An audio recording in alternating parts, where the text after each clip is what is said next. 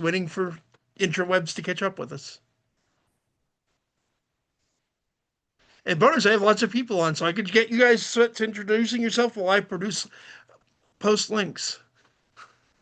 Yay. Good evening, ladies and gentlemen. Welcome to the second installment of Paranormal Encyclopedia this evening.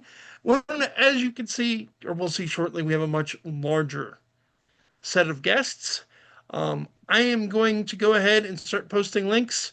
So, Danielle, why don't you get started with introducing yourself and everybody else go around, and by the time you do, we should be all set.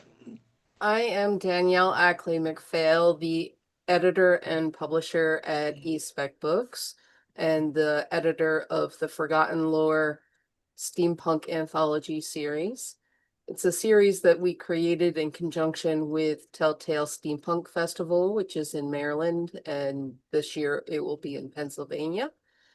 Every year they have a literary scavenger hunt based on their theme for the convention, and we produce an anthology that scavenger hunt is based on, and it has been a lot of fun.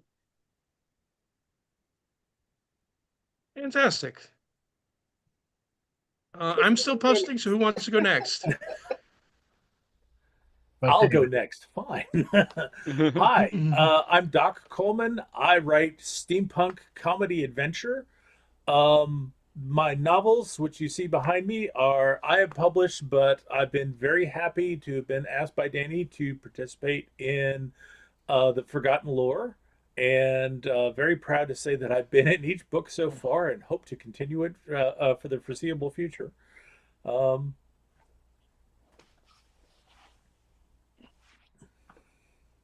Christine, you want Very to good. Okay, I can go. That's fine. Hi, I'm Christine Norris. I write mostly for younger readers, like middle grade and young adult, but enjoyable by everyone. So this is my second time in the Forgotten Lore series. I did a story in Assembly of Monsters. I have done several other short stories for Danny before because now I write short stories. I never did that.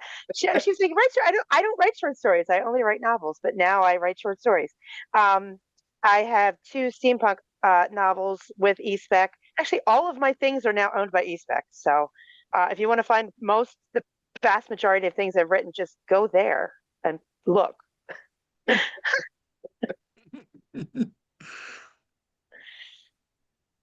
I'd make a joke at this point about Danielle being an evil overlord taking everything over, but she's not that evil. Nope, not evil. No. Just mischievous. Fair enough. Apologize, I didn't mean to interrupt. Oh, no worries. I'll go ahead and jump in. I'm David Lee Summers, and by day I write everything from steampunk to science fiction to horror. In fact, just today had a brand new collection of short stories go live from Hirith Publishing called Vermilion Highways, which is a history of vampire kind and actually extending from the distant past up into the future. And my story in the Forgotten Lore series, this will be my fourth appearance in it. I've been in all of the books of that so far. I have a steampunk series that's published by Hadrosaur Productions, and by night I operate telescopes at Kitt Peak National Observatory over in Arizona. So kind of a completely different hat and way of doing things. So that, and the steampunk and the science and the science have a way of feeding into each other. The vicious. I was gonna say there's definitely room to overlap those two. So I'm Jessica Lucci. I'm from Waltham, Mass, and I'm a steampunk author. My new release is Rivets and Revolution, which is more mechapunk than steampunk, which means I do use steam, but I also use mechanical technology more than I use steam. And I'm just delighted to be in the Forgotten Lore series. Every year so far, it has been an exciting ride to write these stories, and I am incredibly proud of the new story that's going to be in A Curiosity of Cats. I really think it's going to be a breakthrough for me in my in my short story career. And I've gotten to know some of these authors from reading their stories in the other anthologies and also in their own standalone work. Like Christine, I'm a fan of yours, definitely. Aw. And I'm just feel really excited about this new anthology and can't wait to get it out to everybody to read. Knowing your works and having supported the anthology last year and read many of them, it's worth supporting. If I wasn't light on funds at the moment, I'd have pledged by now. Any means of support, just the show is supporting our efforts, and we really appreciate that.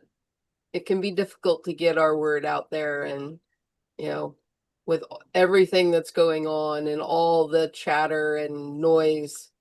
So thank you. No, it's our pleasure. Seriously, you've always been great to us. The least we could do is help you back. And folks, I will put a link to the Kickstarter in the description once the video is over. I definitely recommend checking it out.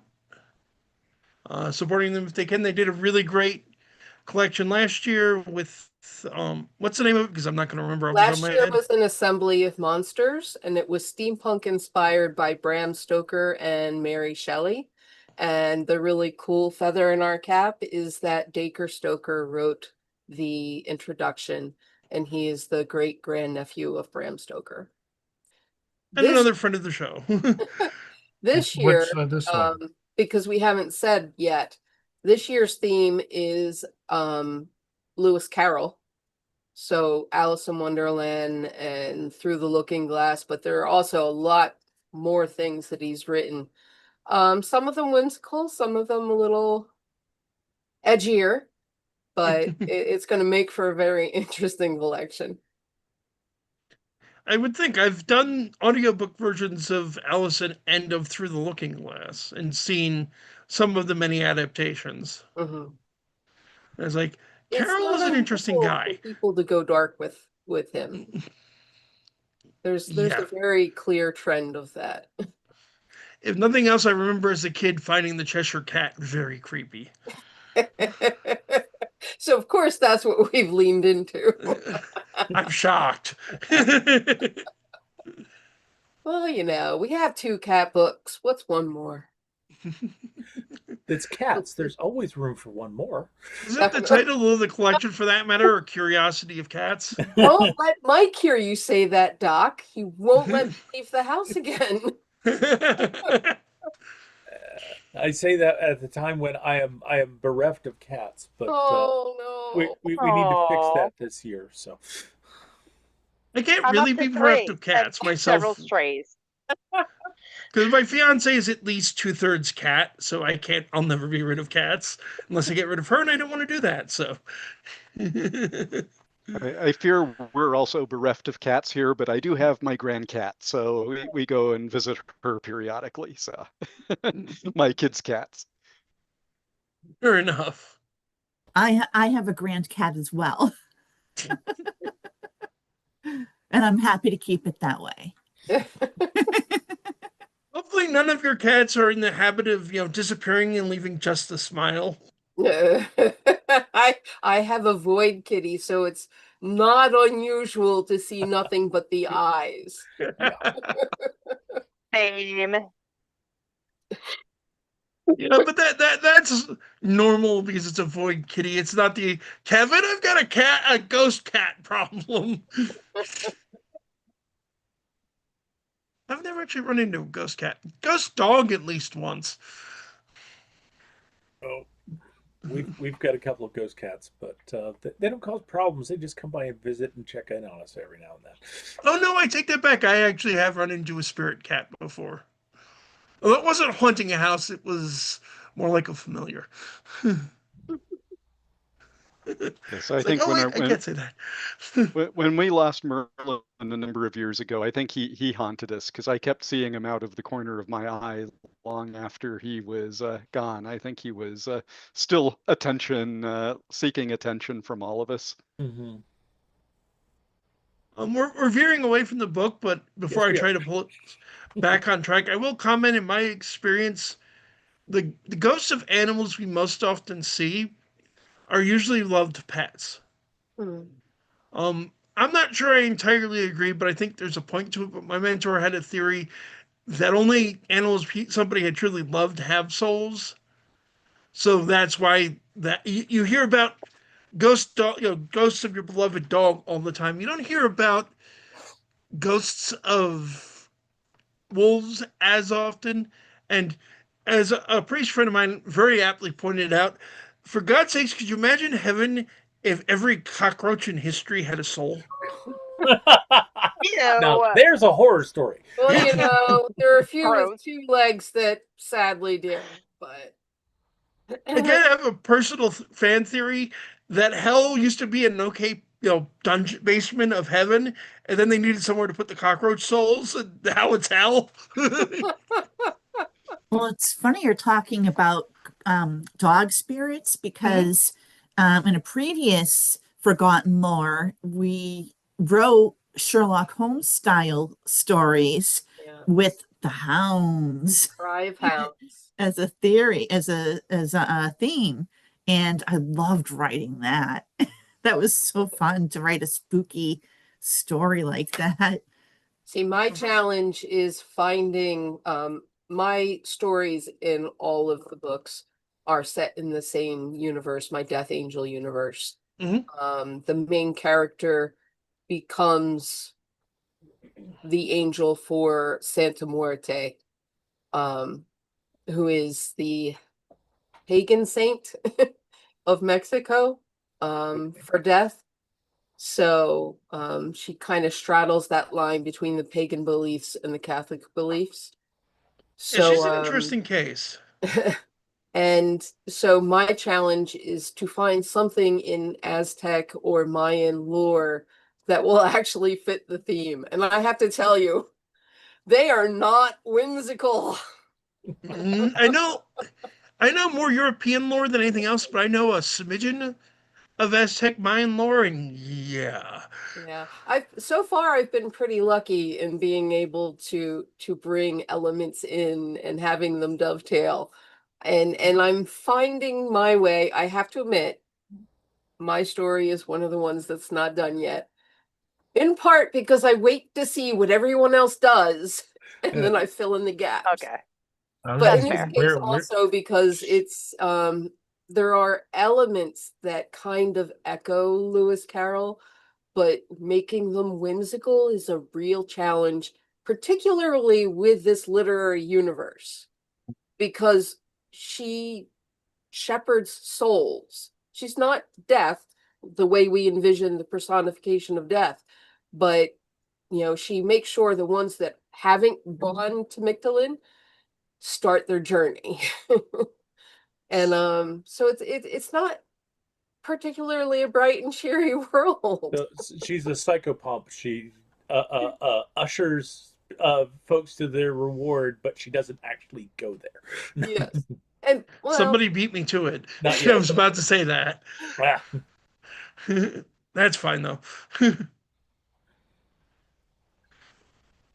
Okay, it's, I it's didn't mean to cut off some of anyone. the themes. It's definitely a challenge to find something that you can hook onto, especially if you want to hook it onto an existing universe. yes. Yeah. Um, The interesting thing is many of the authors created a universe that they specifically use for this series that didn't exist before, but they kind of crafted around the themes that we have. And so watching those universes develop with each progressive book is kind of cool. I'm just thinking about the logistics of that because having grown up a big Sherlock Holmes fan and a big Dracula and Frankenstein fan, I can see how those universes fit together pretty logically. Mhm. Because Sherlock, well, being very rational, definitely has that weird Victorian aesthetic and kind of the paranormal thing going at times with Hound of the Baskervilles, of course, or the Sussex Vampire. But Carol is so odd. I could see that being challenging even to fit into this kind of we're building the world around these characters. You don't picture him as a contemporary because you don't picture Alice in Wonderland as being from another century. Two. And I think By one this of the point. biggest challenges there Yeah. is that it is originally the biggest works that he's known for are works for children, which is not something that we're used to dealing with. Does that make sense? Like every Yeah, that other, does make like we've sense. had, yeah. So I mean, for me, that's like my kind of wheelhouse. But Mm. my story is part of my Curses universe, which my story in Assembly for Monsters was as well. But I had to expand the universe in ways that I wasn't thinking about for that one, and then I kind of continued it over for this one, but dragging in people from the other books, and then my problem was that mine was too long, and that's not necessarily a that's on brand for me to make things too long. Novels. It's on brand for me. That's just a thing I do. Me as You're well. not the only one. Figuring out what I wanted to focus on. I actually started focusing on the character that I had brought from the other book more than I was focused on the story. And I think that was my biggest problem. And then once I found it, I had so much fun with it. It's just absolutely ridiculous. It's a completely ridiculous story, but it was really fun when it was done. I was very happy with it.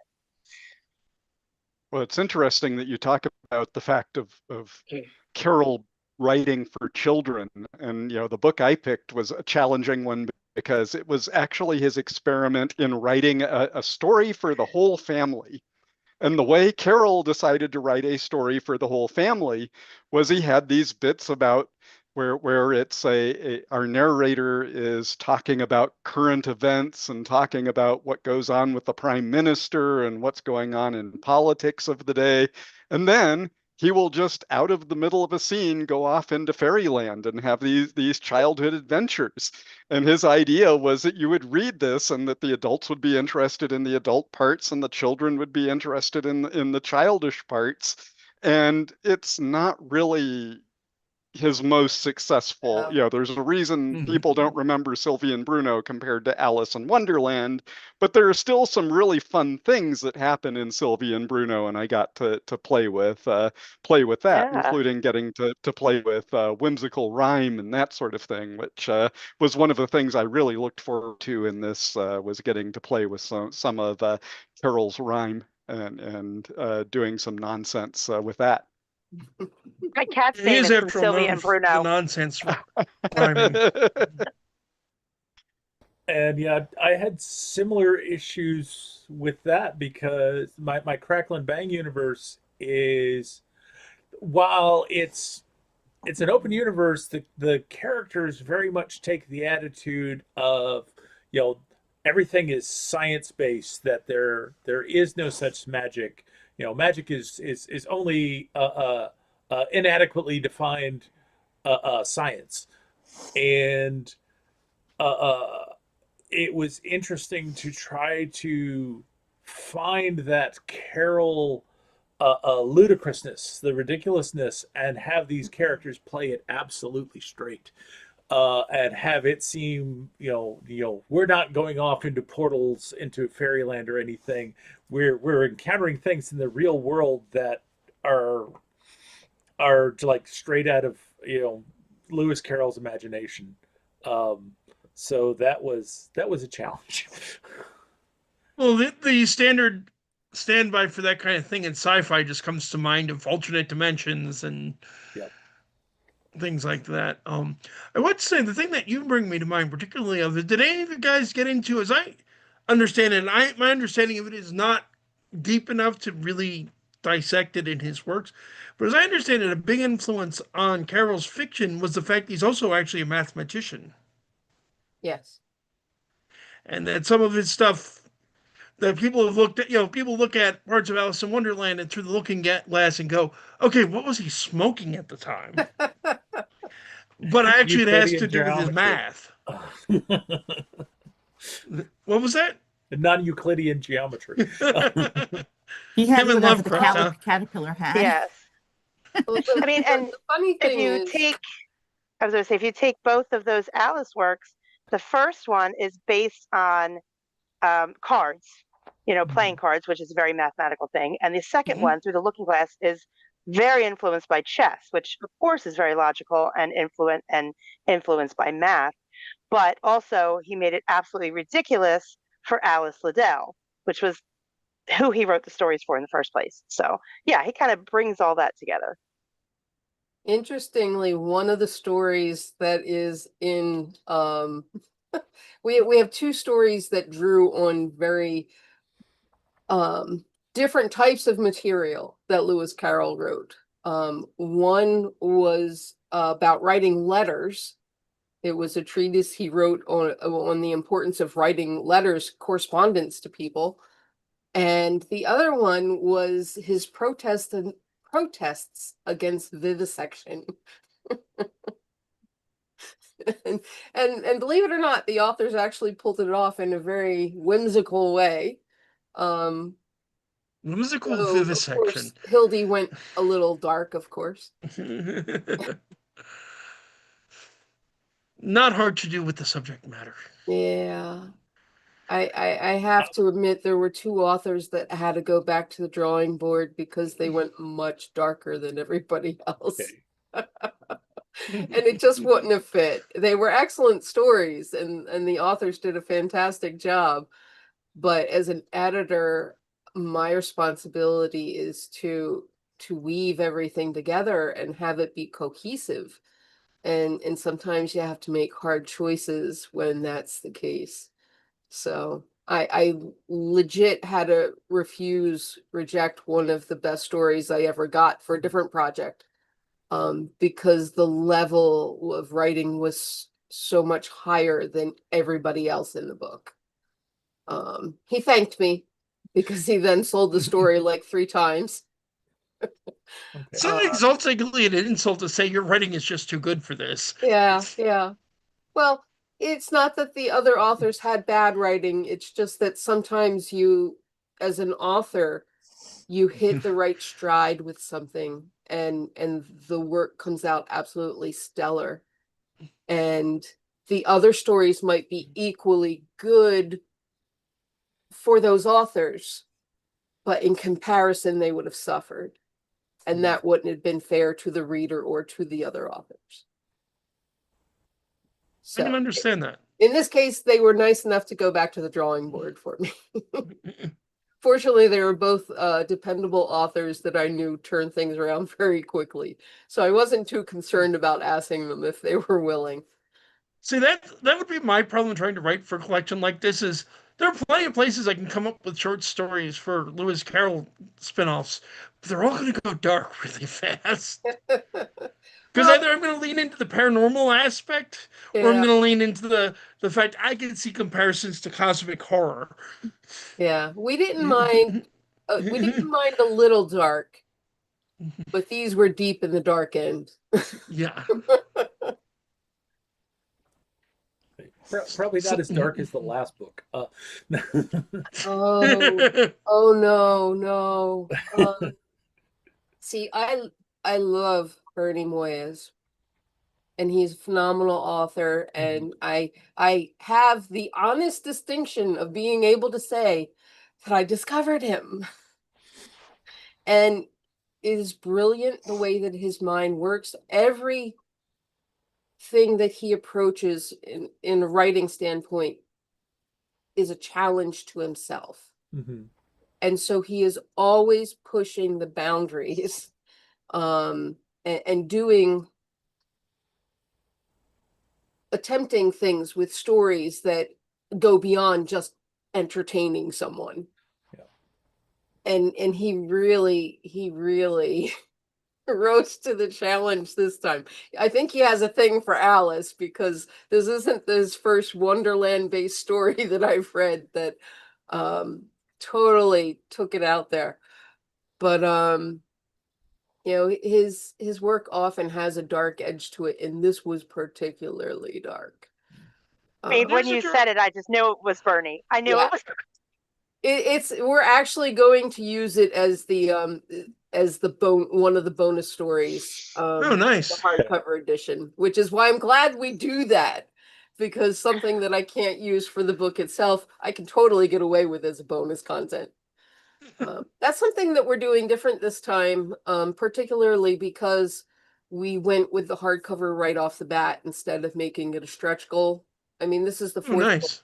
We can't not do a hardcover for the fourth book, so no point making that a stretch goal. Yeah, we've got to have the hardcovers on our shelves. We can't suddenly go to So what we're doing is one of the stretch goals that would have been the hardcover slot is a second bonus story for the hardcover.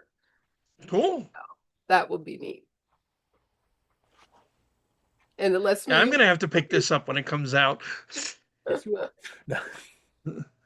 Which is something I usually say about both your books in particular and my guests in general. we'll have it by Dreamlight.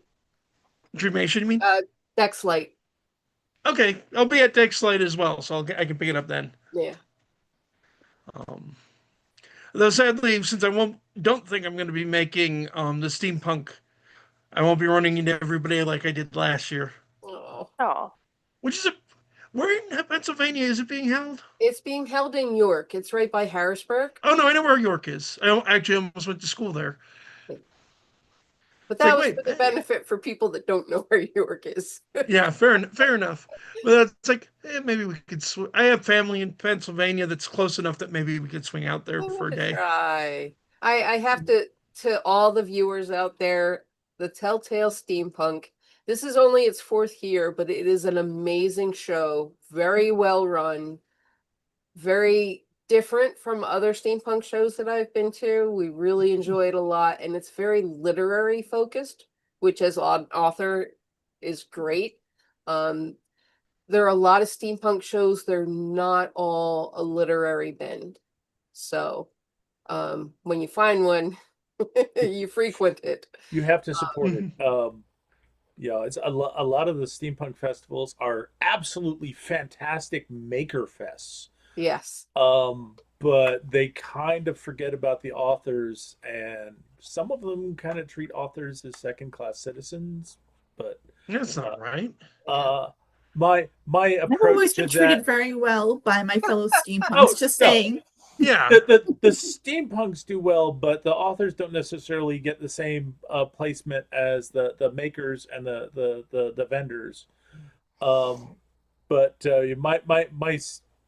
my battle cry going into that is we sell inspiration, because this is the stuff from which all of your makings and your characters come from. So So argue that when you think about it, it feels like to me steampunk as a literary genre goes back farther than it does as a subculture. Well, So it's got. I'm sure they didn't call it steampunk when they were originally writing Well, it. I don't even just mean when you go all the way back to the Victorian period where the whole thing started, but Yeah. since then people have been continuing this. People like yourselves are continuing this tradition, and I'm not saying every convention has to be literary focused the way that that one is, but it feels like they should acknowledge your contribution to the fact this is a thing a little better. Well, considering that the term steampunk actually goes back to a letter in Locus magazine by K.W. Jeter, who was talking about what he and other writers were doing at the time about the sort of retro future genre that they were writing in, and it's so it really very much got its roots, even as a name in the literary world. Yeah. I haven't dug much into the history of steampunk. Maybe I should have. Just thinking whenever I've tried to explain the idea of steampunk to people, and it's like when Goths discovered brown. yes, Yeah. that's one of my favorite descriptions. Steampunk is what happened when Goths discovered a new color, brown. Other than that, usually I go with it's like that 20,000 Leagues Under the Sea type of sci-fi where it's science fiction, but the technology is Victorian style. It's kind of like that, which still feels like I'm giving it a disservice. Well, you're on. I think that's very valid because 20,000 Leagues Under the Sea at the time was science fiction. But looking back, seeing the inventions that have come from that science fiction, is astounding. So if it was written now, it would be steampunk. So what you're saying is it's the Star Trek of its day. That's an excellent way to put it. And I mean, I it actually was- heard. Oh, go ahead, Doc. It was originally, like you said, science fiction or science fantasy, and in a lot of ways, science fantasy is a better thing because in steampunk they don't always sit down and do the math and make sure the things that they're putting in are plausible. I mean, most science fiction stories are like you get a gimme, you got one thing that you can do, and steampunk is like, okay, you get a new gimme for this story. So if you keep building on things, you can have a lot of fun. I was just going to say that.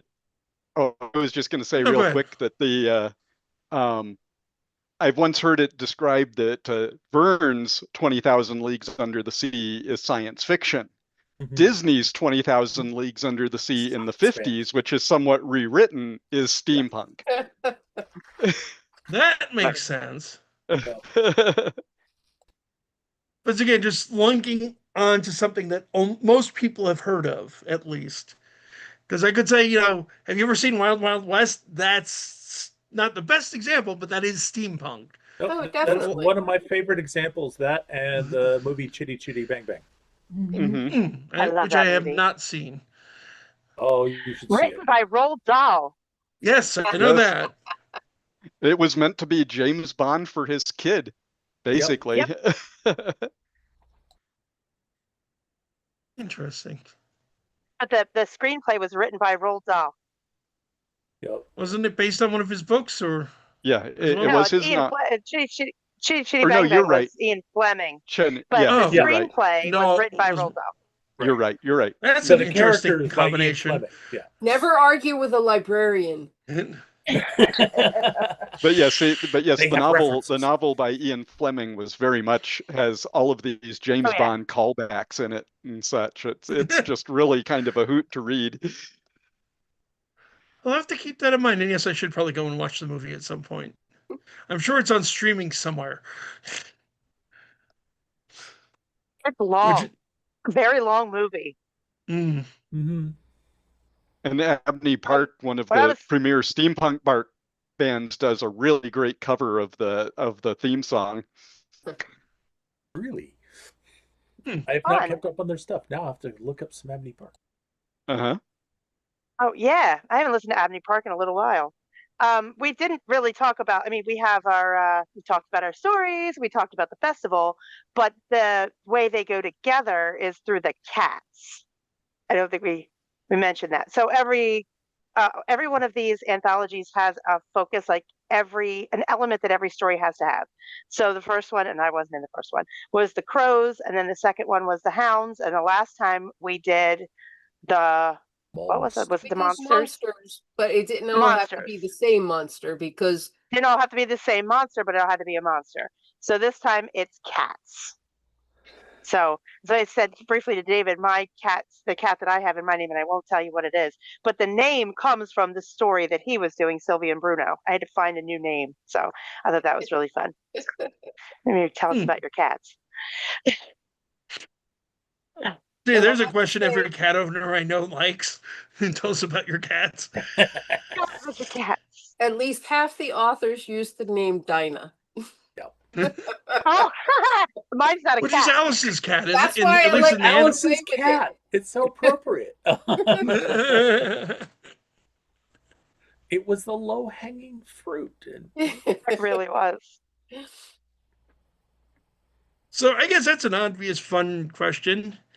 What is your everyone? Who is your favorite Lewis Carroll question? Either go the obvious route and take something from Alice because everyone will know that, or something more unusual.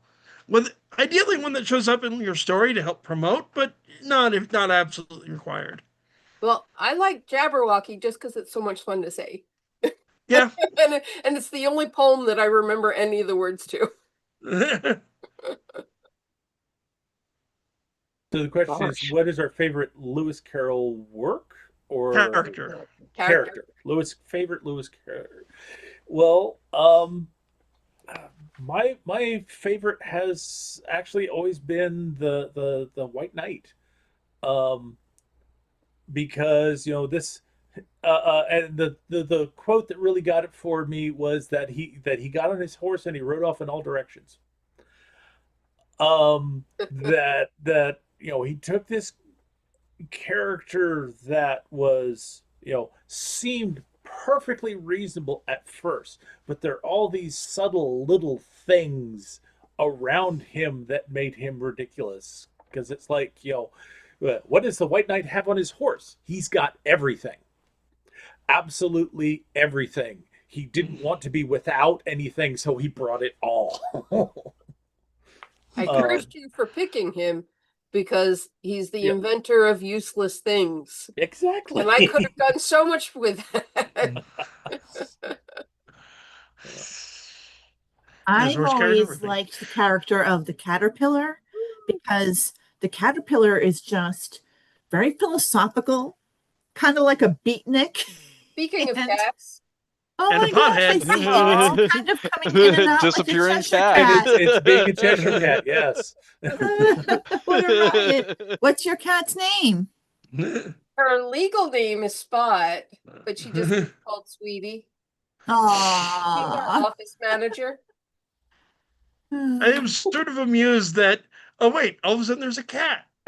Because I didn't realize Danielle's background was digital. I didn't. That is the Eastbeck Library. Fair enough.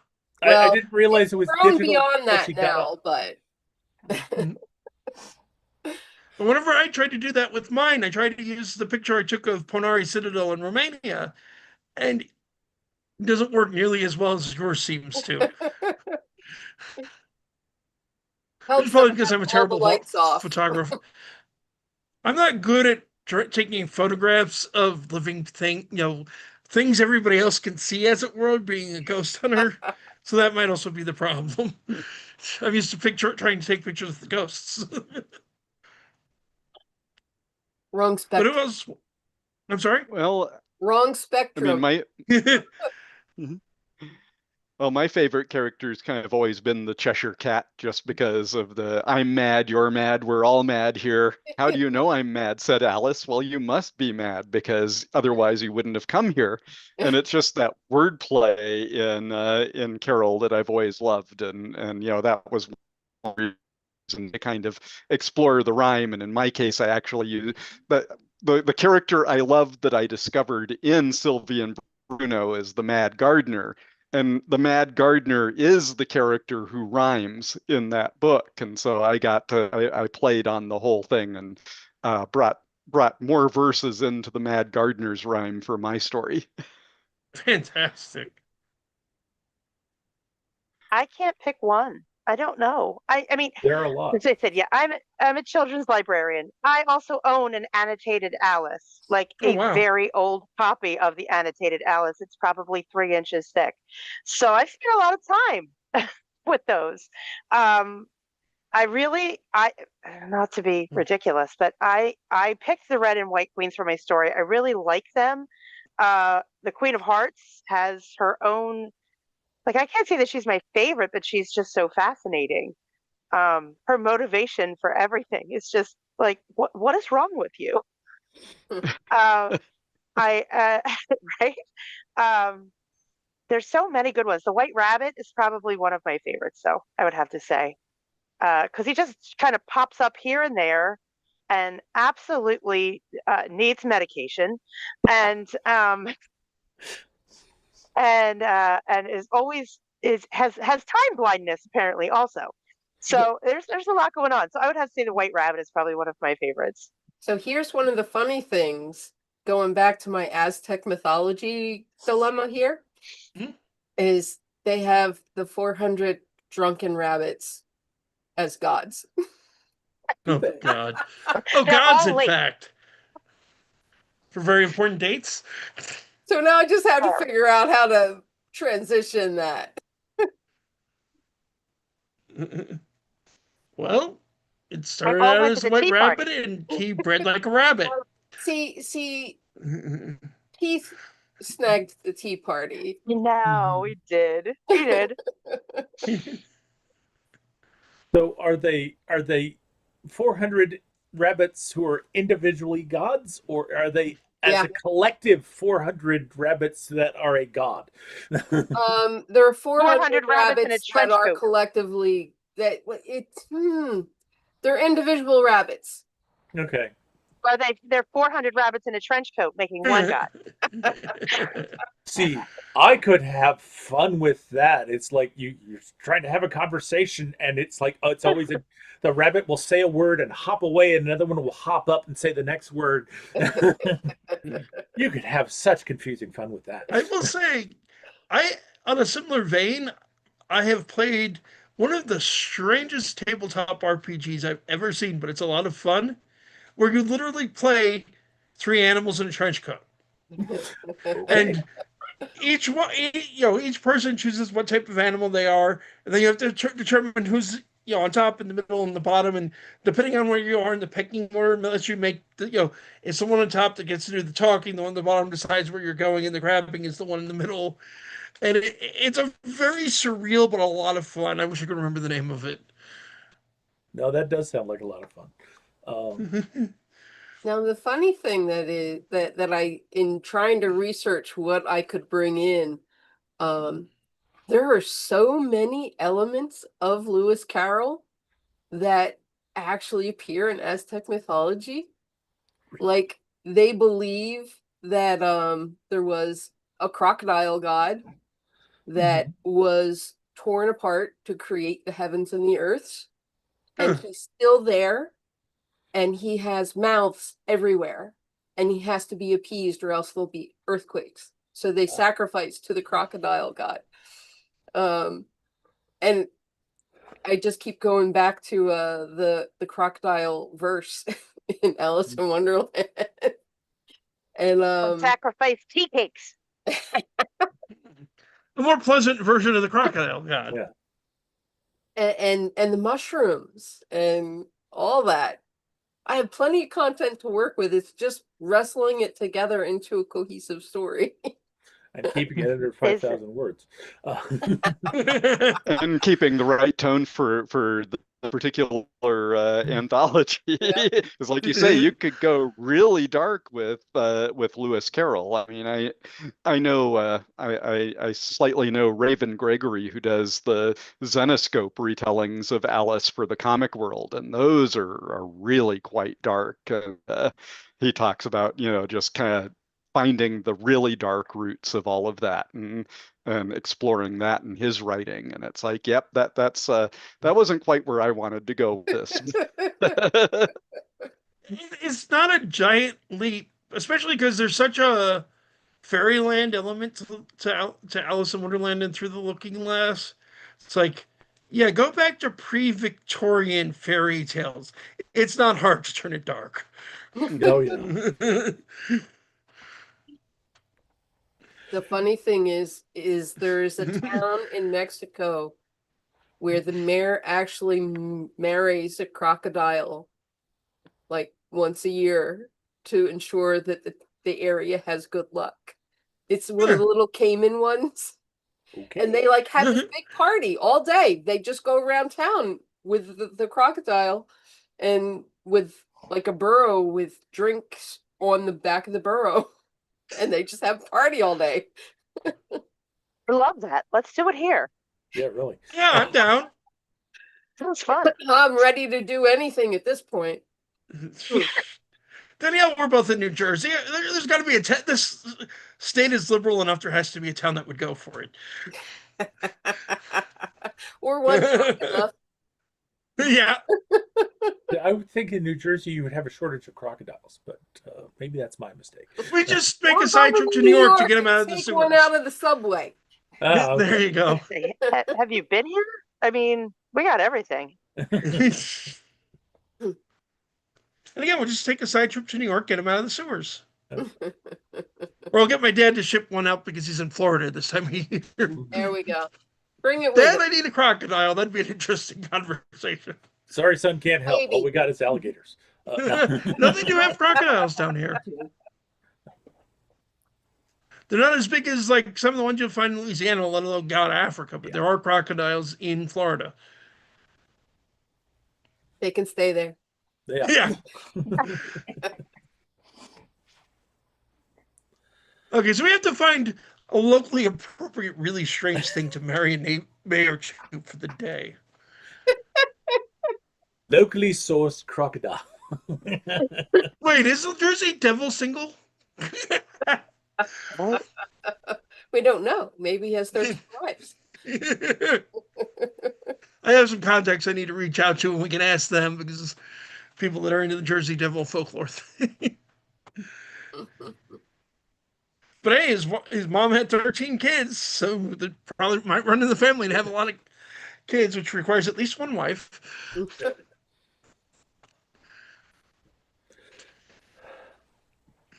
I will say for my part, I think you all gave some very good answers, and I do love. As I've gotten older and less creeped out, I like the Cheshire Cat more. Mhm. But and the Jabberwockies. I mean, as a D&D nerd, they kill him with a vorpal sword. What more do you want? You know, but I'm gonna have to go with the Mad Hatter. Yeah. He's The an Mad easy Hatter one is to definitely love. another classic one. No. So that's the thing with Carol. He's not short on classic characters.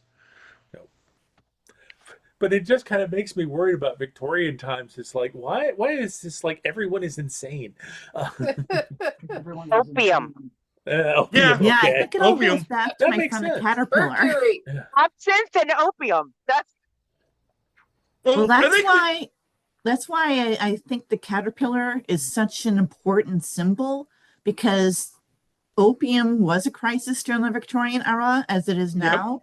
And so I don't know what the caterpillar was smoking. Maybe it was just some ganja. But But you just the never fact that know. he had a hookah. Right. he definitely comes across as that kind of pothead. I don't know, he Like, was very beatnik Deep and philosophical cool comments. and, philosophical. Who are you?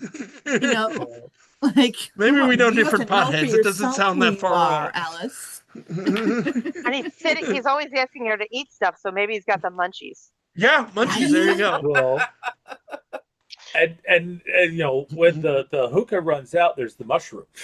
Yep. And as we know, one side makes you grow smaller and one side makes you grow taller. So Yeah. Well, Alex. I'm sorry, I'm not going to say. See. When she's 10 feet tall. Oh. Oh, This is been a lot of fun. A little disappointed we're coming up on the end. No, Oh wow. it is kind of funny to think about, Lewis Carroll children's books, and it's like, yeah, it's all about drugs and insanity. for a 10-year-old. Yep. But children's books aren't about drugs. I mean, Grimm's fairy tales as children's books. It's like, They were cautionary tales. Yeah. yeah, and funny enough, thought to be true. Like, like Alice in Wonderland is probably cautionary tales as well, if you think about it. about not chasing white rabbits Well, or not it's like falling down holes. Don't change strangers. Don't eat things just because people give them to you. Watch out for those in positions of power who don't have any checks on them. I think most science fiction and fantasy are cautionary tales. This is true. And yet Don't society forget horror. is one trying to emulate them. Yeah. In my opinion, almost all good fiction, intentionally or not, is to some degree social commentary and to some extent a cautionary tale. And it has to be, because there is no story without conflict. Yep. And so the author picks the conflict that's close to them. And we can't help but bring our own lives into it in some way or another. And unfortunately, It just makes me think of Tolkien, who famously was like, he didn't like allegory. He didn't like that kind of thing. And he tried to keep it out of his work, and it's still there. Yep. The guy got bitten by a spider as a kid and nearly died. That's why spiders keep coming back as villains. And why they're huge. Yep. Yeah. There's always symbolism, and I think sometimes, often enough, even the symbolism isn't intentional. It just you can't help It it. just happens. Exactly. Yeah. When things have significance for you, they come up in your self-conscious and they end up on the page. Mhm. Well, they say write what you know, and oftentimes, and that's just how that happens. It's these things that we've experienced in our lives in one way or another. It might be a very small thing, but you probe the depths of where that goes in your own psyche and put it out on the page, and hopefully it works, and you tell a good story. Yeah, Well, there's I truth in was that. really excited with my story, partly because I wove part of my own family history into it, Oh, because as it cool. pertained to the original story and the politics going on around that time. So that was like my own family Easter egg to myself, but it was an important part of the story. All this has to Fantastic. come from somewhere.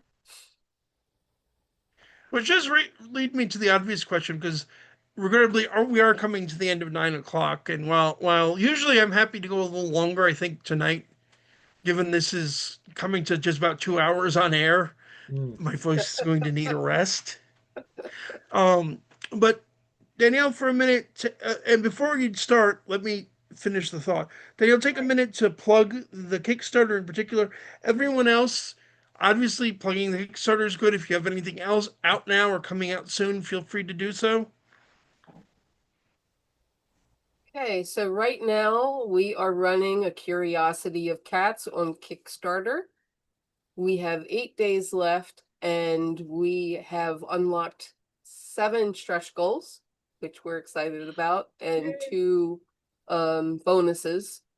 There are plenty of Tuckerizations and a couple critiques and limited edition hardcovers and loads and loads and loads of bonus content. So please check it out.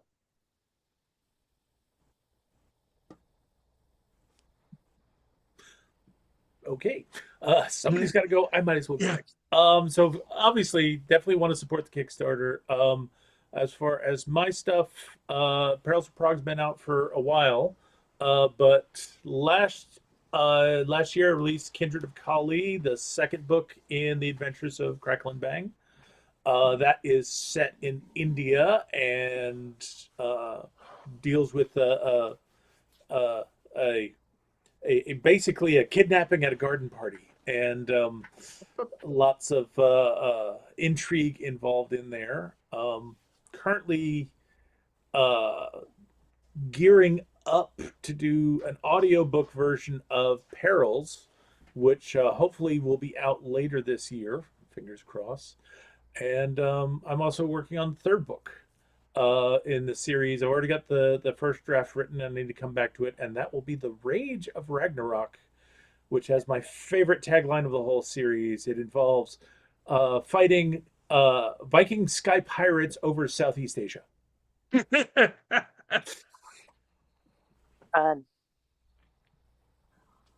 Okay, I'll go.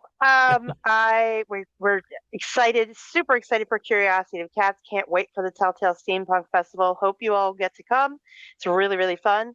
Right now I am like elbows deep in finishing up the edits for the republishing of The Mirror of Yuhang, which is the third in the Library of Athena series. The first 2 are out now. Go get them. And then I'm working on giving Danny the next one in the series so that she can make it pretty, because it's already been unlocked on Kickstarter, so now I have to finish fixing it. And then the 2 other books in my 2 steampunk books, the series of curses series. Yeah, A a series curse of of curses. curses And series. Yes, Mhm. A Curse of Ash and Iron and A Curse of Time and Vengeance. Both of which, if you read them, you will understand my 2 stories in the Forgotten Lore series a little bit better, because characters show up from there. Jessica's very happy. Yeah, I Well, am happy. I'm a big fan of your stories. So I'm excited to see what you've come up with. As for me, I'm thrilled to have my story, The Blank Check, in this anthology. I worked really hard on it because it was a story I never heard of before. It was one of Carol's more obscure writings, and it was also very short and gave me minimal characters to work with. So, but that just made it more fantastical to me, and I really enjoyed that aspect. As far as other works of mine that are new, I have my new release called Rivets and Revolution. It's about the days leading up to the Revolutionary War with star-crossed lovers, espionage, unknown sources of power, and a scary, I can't even tell you, it's a surprise. But Yeah, don't. but my Paul Revere is an automaton, and my Lafayette does not come in on a white horse, but on a gilded airship. So I've taken some liberties with the history while Little bit. honoring the history that was there. Just I had a picturing lot of that. fun with my story for Curiosity of Cats. I've talked about it being inspired by Sylvie and Bruno, but I'm way out here in the wild west of southern New Mexico. I am actually hoping I will be able to make it out to Telltale Steampunk. It looks like it's still in the cards for me this year, so the second time I've been able to make it out. But my story is actually stars Professor Maravilla, who appeared in the very first edition of the Forgotten Lore series, and is based on some real history here in Las Cruces. So that was kind of fun to delve into and research and learn about Shalem Colony and the orphanage that was there. And I actually brought in some of the children characters through that. Fantastic. And like I say, brand new out just today is a short story collection of stories by me and my good buddy Lee Clark Zumpa.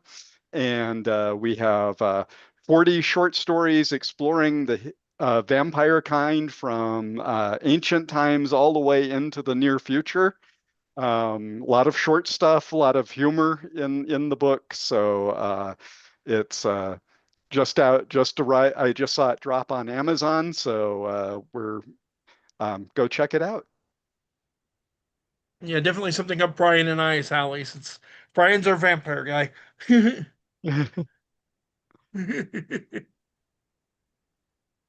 we get everybody? I think we did. Excellent. Folks, this is going to wrap it up for tonight. I want to thank everybody who's listening still, and anyone who listens in the future for tuning in. This has been a lot of fun. And tune in again 8 o'clock Eastern Standard Time next week, when Danielle will be joining us with another group of writers from the upcoming anthology. We had too many to bring them all on one show. Which is not a bad problem to have in this situation. Also, again, thank you all for joining us. It has been a great deal of fun. I've really enjoyed myself. Great seeing everybody. I need to Great take the seeing time you. and email you folks individually, because I'd like to have you all on as individual writers as well at some point. There's a lot there that we can talk about. Well, thank you Particularly so since- much for having me on the show and for including me into this amazing anthology and group of amazing authors who are working together to create this new work. I'm so thrilled. We're happy to have you, Jessica. Likewise. Ditto. Okay, folks, again, tune in next week. That'll do it for tonight. Check the link in the description to support the Kickstarter. Please do so if you can. Thank you. Until Like then, and subscribe. Thank you. yes.